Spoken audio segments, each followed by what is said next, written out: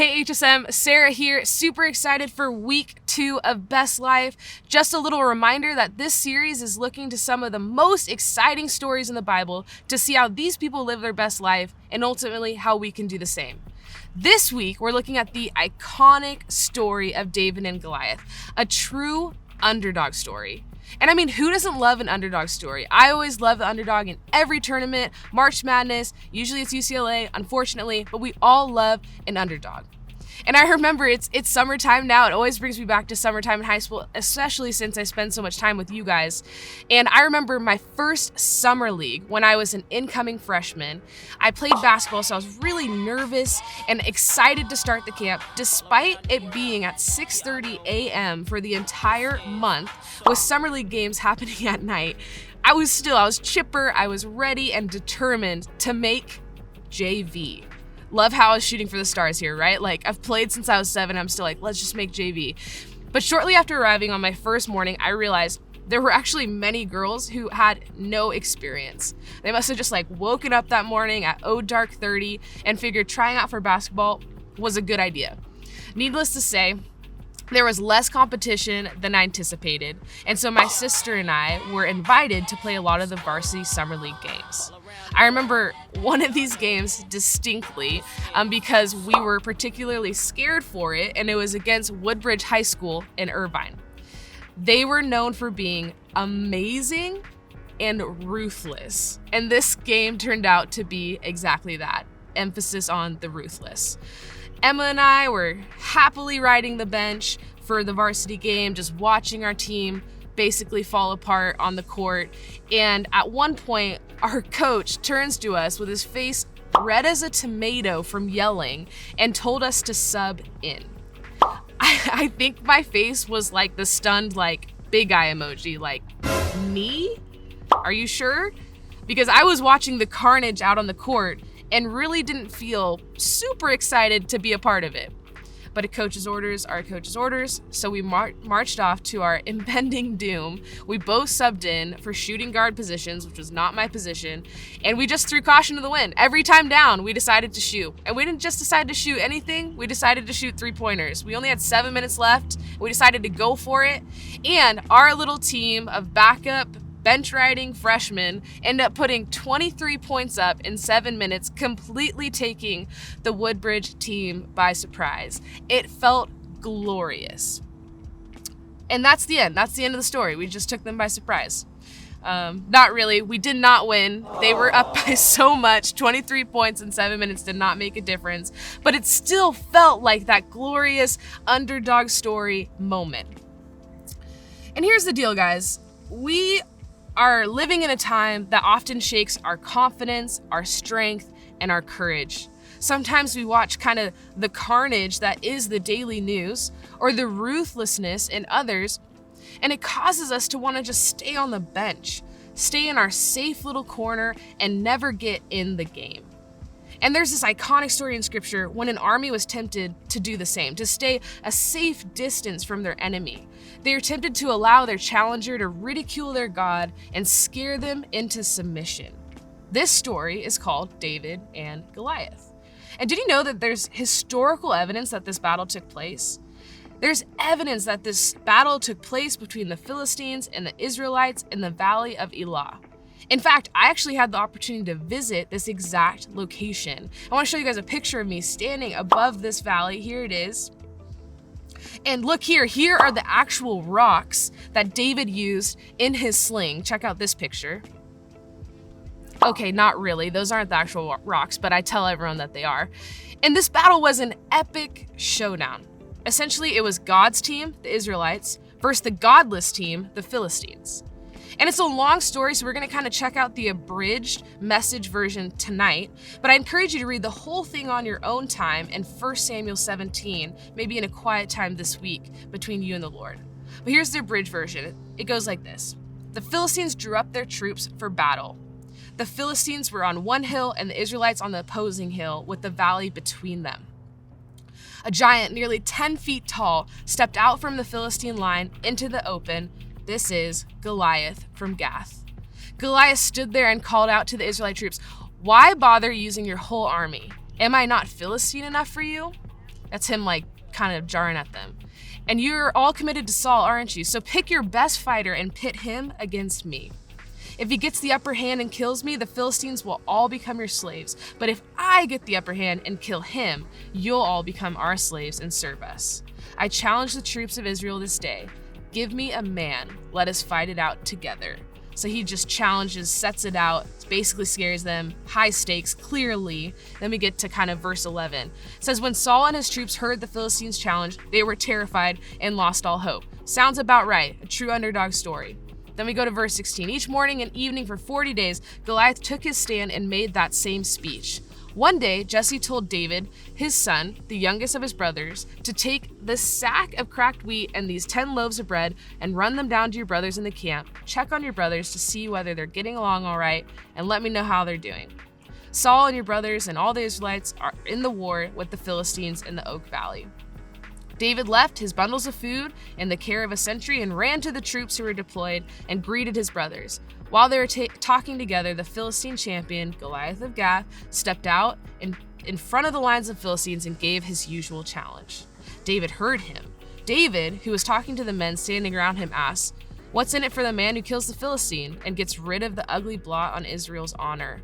Who does he think he is anyway? This uncircumcised Philistine taunting the armies of the living God." Verse 32. "Master," said David, "don't give up hope. I'm ready to go and fight this Philistine." Saul answered David, "You can't go and fight this Philistine. You're too young and inexperienced, and he's been fighting at this business since before you were born." David said, "I've been a shepherd, tending sheep for my father. Whenever a lion or bear came and took a lamb from the flock, I'd go after it, knock it down, and rescue the lamb. If it turned on me, I'd grab it by the throat, wring its neck, and kill it. Lion or bear, it made no difference. I killed it, and I'll do the same to Philistine pig who's taunting the troops of the living God. God who delivered me from the teeth of the lion and the claws of the bear will deliver me from his Philistine." Saul said, "Go and God help you." Okay, so let's pause real quick. Here's the deal.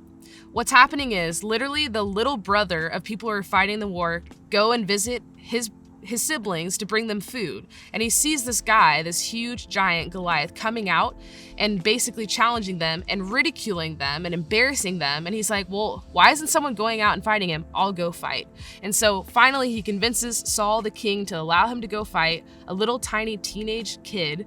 And Saul says, "Go and God help you," because what else can you really say to someone that is the underdog? And then we kind of continue on. He tries to put basically like armor on him and it's too big. And then we continue to move into the story and we get to the point where he basically says, "I can't even move with this stuff on me. I'm not used to this." And he takes it all off. And then verse 40, then David took his shepherd's staff, selected 5 smooth stones from the brook, the ones you saw in the picture, and put them in the pocket of his shepherd's pack, and with his sling in his hand, approached Goliath. 44, "Come on," said the Philistine. "I'll make roadkill of you for the buzzards. I'll turn you into a tasty morsel for the field mice." Talk about Goliath like talking smack. That's like the best thing he's doing so far. He's basically just ridiculing, talking smack. And so that's what he's doing right here. He's like, "Are you literally coming at me with this child?" And so it says again, David answers, "You come at me with sword and spear and battle axe. I come at you in the name of God of the angel armies, the God of Israel's troops, whom you curse and mock. This very day, God is handing you over to me. I'm about to kill you, cut off your head, and serve up your body to the bodies of your Philistine buddies and to the crows and coyotes. The whole earth will know that there's an extraordinary God in Israel, and everyone gathered here will learn that God doesn't save by means of sword or spear. The battle belongs to God, and he's handing you to us on a platter." And after that, that is exactly how David beat the Philistine. What he just said right there with a sling and a stone, he hit him, he killed him, he fell. No sword was needed for David. No power other than our God was needed for David. And there's 100 reasons why. There's 100 reasons why David is considered the underdog. He was smaller, weaker, younger, with less battle experience. But none of this mattered to David himself. He was so upset that someone could dishonor God that he had to do something about it. Hence verse 26, so crazy. He says, David spoke to the men who were standing with him, what will be done for the man who kills the Philistine and removes him grace? Just who is this person, this uncircumcised Philistine, that he should defy the armies of the living God? He's like saying, who is this guy? And you're probably thinking, why is he talking about his anatomy like that? He doesn't really care about the anatomical details of Goliath, but what circumcision is a symbol of. He's not a child of God. That's what that means. When you read that in scripture, you're like, why are they talking about that? That is why. And so David's basically coming back at Goliath with a dig, a jab at the fact that he does not have the Lord on his side. So David's response in his mind was matter of fact. He's like, of course I'm going to go out there. I have God on my side. He doesn't have God on his. I got this. And the main thing we need to gather from the story is that David went into battle for God, with God, and in God's power. What gives David strength, confidence, and courage is knowing who God is. And we see that in 1 Samuel 17, verses 45 through 47. He has the actual words. It says, David replied to the Philistine, you come at me with sword and spear and javelin, but I come to you in the name of the Lord of heaven's armies, the God of the armies of Israel, whom you have defied. Today the Lord will conquer you, and I will kill your head, cut off your head, and then will give the dead bodies of your men to the birds and wild animals, and the whole world will know that there is a God in Israel, and everyone assembled here will know the Lord rescues his people, but not with sword and spear. This is the Lord's battle, and he will give you to us. Sheesh, David. This is his "This is Sparta" moment. That's when he's declaring that he will be victorious because of the team that he's on and because of the people he's a part of.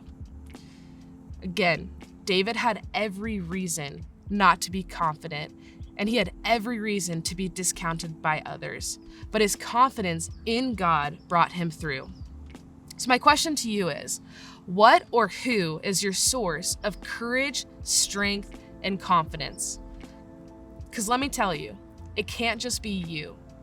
God has already fought and won many battles in the Bible, and also many battles in our personal lives. We live our best life when God is the source of our strength and courage. We would be different people, a different community, if we stopped looking to ourselves for strength and courage, but to God, who is an endless source. Imagine a little kid being picked on a playground. They maybe stood up for themselves once, but ultimately they're worn down. They don't have the courage to fight back against the bully. But all of a sudden, the kid's older brother shows up behind them to back them up. Well, with the courage and strength of the brother, the kid is able to be strong in the face of the bully. That's what it's like if we were to look to God in the midst of our times of weakness or fear. On our own, we may be worn down, incapable of action, unsure of our next move, but God is backing us up, and he wants to be our source of strength and courage. And I'm excited for you guys to talk more about that in groups tonight.